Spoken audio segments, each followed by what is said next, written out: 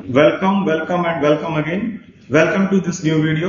और मैं Nitin Kumar Vashishtha from AIMS digital marketing course आपका पुनः स्वागत करता हूं। और आज हम एक ऐसे टॉपिक के बारे में बात करेंगे जो सर्च इंजन ऑप्टिमाइजेशन से बहुत ही डीपली लिंक्ड है। और आज का हमारा टॉपिक है इमेज एसईओ। तो जब भी बात इमेज की आती है तो आपके दिमाग में कई सारी बातें होंगी किस तरह से आप इमेजेस को वेबसाइट में इंप्लीमेंट करते हैं। तो आप वेबसाइट में इमेजेस को किस तरह से इंप्लीमेंट करते हैं?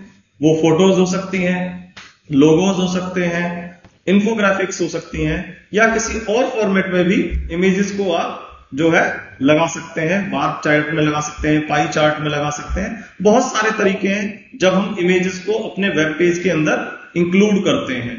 तो पहली बात ये आती है कि भाई इमेज एसईओ क्यों जरूरी है। तो इमेज एसईओ इसलिए जरूरी है क्योंकि इमेज एसईओ के बिना आपकी वेबसाइट का सर्च इंजन ऑप्टिमाइजेशन नहीं हो पाएगा। और सर्च इंजन ऑप्टिमाइजेशन क्यों नहीं हो पाएगा? यदि देखिए, जब आप एक वेब पेज के फॉर्मेट को समझिए, हम जानते हैं कि सर्च इंजन ऑप्टिमाइजेशन दो पार्ट में डिवाइडेड है, ऑन पेज एसईओ और ऑफ पेज एसईओ। तो जहां तक बात हम ऑन पेज की करेंगे तो एक पेज पर क्या होता है, एक पेज के अंदर दो तरह की चीजें होती हैं, या तो टेक्स्ट होता है या इमेजेस या वीडियोस होते हैं, इन्फोग्राफिक्स होती हैं। तो जो टेक्स्ट है, देखिए टेक्स्ट जो है वो बहुत ज्यादा वेट नहीं लेता है। आप कितना भी टेक्स्ट लिखिए, 2000 वर्ड लिख लिए, 3000 वर्ड लिखिए या और भी ज्यादा लिखिए, तो उसका जो वेट है ज्यादा से ज्यादा हो सकता है कि वो 50 केबी का हो, 60 केबी का हो, या it can be up to 100 KB. लेकिन जब हम उसमें इमेज अपलोड करते हैं तो आप जानते हैं कि इमेज का अपना साइज होता है, और इमेज का अपना साइज होने के कारण इमेज को अपलोड होने में, डाउनलोड होने में बहुत टाइम लगता है। जब हम कहीं पर ऐसी जगह पर इमेज को ओपन करते हैं जहां नेट की जो पोजीशन है, जो नेट की स्पीड है वो बहुत अच्छी नहीं है, तो आपने देखा होगा कि इमेज धीरे धीरे धीरे जो है अपलोड होती है। और यही अगर आप मेट्रोज में भी रहते हैं और यदि आपका नेट जो है प्रॉपर नहीं चल रहा है तो यही बात आपको यहां पर भी देखने को मिलेगी। तो आपका जो डाउनलोड होने के जो नेट का जो वेब पेज है और वो प्रॉपरली टाइम पर नहीं खुलेगा, तो इससे क्या होगा, इससे आपका बाउंस रेट बढ़ेगा। और यदि आपका बाउंस रेट बढ़ेगा तो एक बात मैं आपको पक्का बताता हूं कि आप सर्च इंजन ऑप्टिमाइजेशन को भूल जाइए। तो मुझे लगता है कि अब आपको इमेज एसईओ की जो इंपॉर्टेंस है वो समझ में आई होगी। तो इमेज एसईओ जो है हम दो कारण से करते हैं। पहला जो कारण है कि हम अपनी सर्च इंजन ऑप्टिमाइजेशन की पोजीशन को सही करने के लिए, ताकि हमारी एसईओ जो है वो प्रॉपरली काम करे। आप यदि गूगल सर्च कंसोल के अंदर जाएंगे तो गूगल कोर वेब वाइटल्स को अगर आप देखेंगे तो वहां पर वेबसाइट की स्पीड नजर आती है। वो गूगल का एक बहुत ही जरूरी पार्ट है। यदि आपकी वेब पेज जल्दी ओपन होती है तो उसके चांसेस ज्यादा है कि वो जल्दी प्रमोट हो पाएगा, क्योंकि जैसे हमने पहले बताया कि वेब पेज के अंदर, टेक्स्ट के अंदर वेट नहीं होता। वेट किस में होता है? इमेजेस में होता है। तो इमेजेस का ऑप्टिमाइजेशन बहुत जरूरी है। और बहुत जरूरी किस लिए है? सर्च इंजन ऑप्टिमाइजेशन के लिए। और दूसरा जो बड़ा रीजन है वो है कि गूगल इमेजेस के अंदर, जो गूगल की इमेजेस है, जैसे आप सर्च है, इमेजेस है, वीडियोस पे जाते हैं, न्यूज पे जाते हैं, गूगल के अंदर कई सारे ऑप्शंस होते हैं। यदि आप वहां जाकर के देखेंगे तो आप कोई भी कीवर्ड डालते हैं तो कुछ इमेजेस ओपन होकर के आती हैं। तो बहुत सारे लोग वो भी जो है इमेजेस पर जाकर के सर्च करते हैं। और यदि आपकी इमेज का एसईओ ढंग से प्रॉपरली नहीं हुआ है तो वो वहां पर जाकर के रैंक नहीं कर पाएंगी, और आपका पास जो पोटेंशियल जो है लीड आ सकती है, या आपके पास जो ट्रैफिक आ सकता है, उस ट्रैफिक से आप रह जाएंगे। तो हमने बताया कि इमेज एसईओ दो कारण से जरूरी है।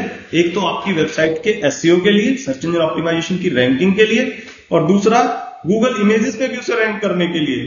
तो अब हम बात करेंगे कि किस तरह से हम अपनी वेबसाइट के इमेजेस का एसईओ कर सकते हैं।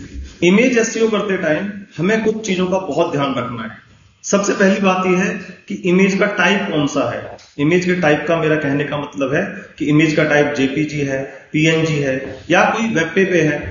तो किस तरह का जो है हमारा जो है इमेज का टाइप है, ये डेफिनेटली हेल्प करेगा कि भाई किस तरह की इमेज को आप प्रमोट करना चाहते हैं। दूसरी बात है, जब हम इमेज की बात करेंगे तो हमारा इमेज का नाम, कई बार हम क्या करते हैं कि हमने कहीं से इमेज को डाउनलोड किया और डायरेक्ट उसे जो है अपनी वेबसाइट में इंप्लीमेंट कर दिया। जब हम ऐसी गलती करते हैं तो गूगल के क्रॉलर को इमेज का नाम नहीं मिल पाता है। तो हमें इमेज का नाम, जिस कीवर्ड के साथ हम उसे प्रमोट करना चाहते हैं, तो सबसे पहले इमेज को रीनेम करिए, तब उसे अपनी वेबसाइट में आप यूज करिए। तो इमेज का नाम आपने जरूर बदलना है। दूसरी बात है कि आपको डिस्क्रिप्शन जरूर देना है। अगर आप वर्डप्रेस में जाएंगे तो वहां पर ऑप्शन होता है इमेज का डिस्क्रिप्शन का भी और इमेज का ऑल्ट टेक्स्ट का भी। तो इमेज का नाम आपने जरूर लगाना है, ऑल्ट टेक्स्ट जरूर लगाना है और जो है आपको डिस्क्रिप्शन भी देना है। तो अब बात आती है कि ऑल्ट टेक्स्ट क्या है और ये डिस्क्रिप्शन क्या है। देखिए, ऑल्ट टेक्स्ट का मतलब है कि आप इमेज को ऑल्टरनेटिवली किस तरह से डिस्क्राइब कर सकते हैं।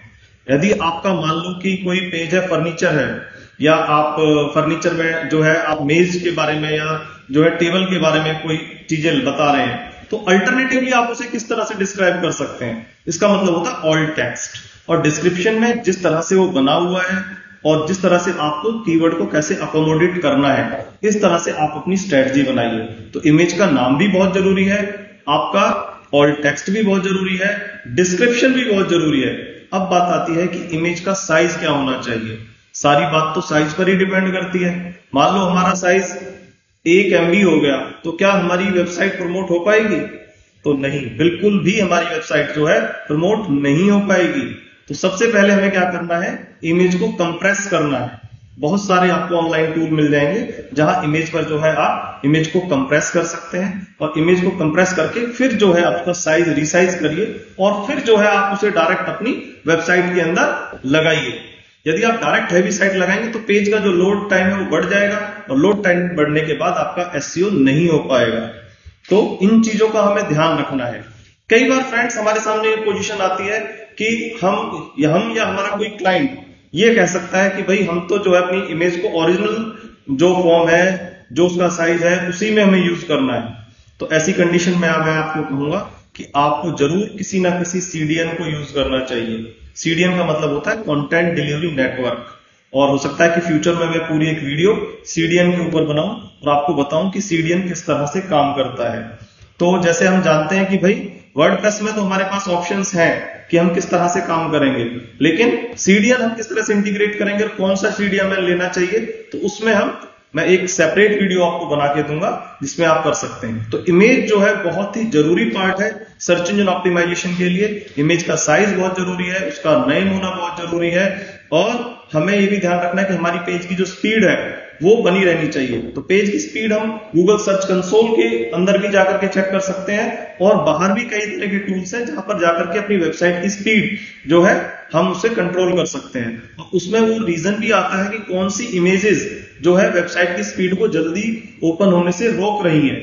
तो इन सभी बातों का हमें अपनी वेबसाइट में ध्यान रखना है।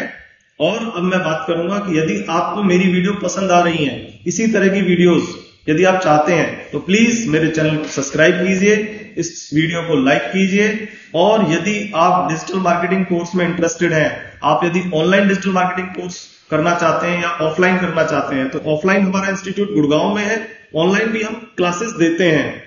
यदि आप, और हमारा 100% का जो है प्लेसमेंट रिकॉर्ड है। तो यदि आप जॉब में या इंटर्नशिप डिजिटल मार्केटिंग के लिए करना चाहते हैं और हमारा कोर्स में अगर आप इंटरेस्टेड हैं, तो प्लीज नीचे दिए गए नंबर पर आप हमसे कांटेक्ट कर सकते हैं। Thanks for watching this video. Thank you once again.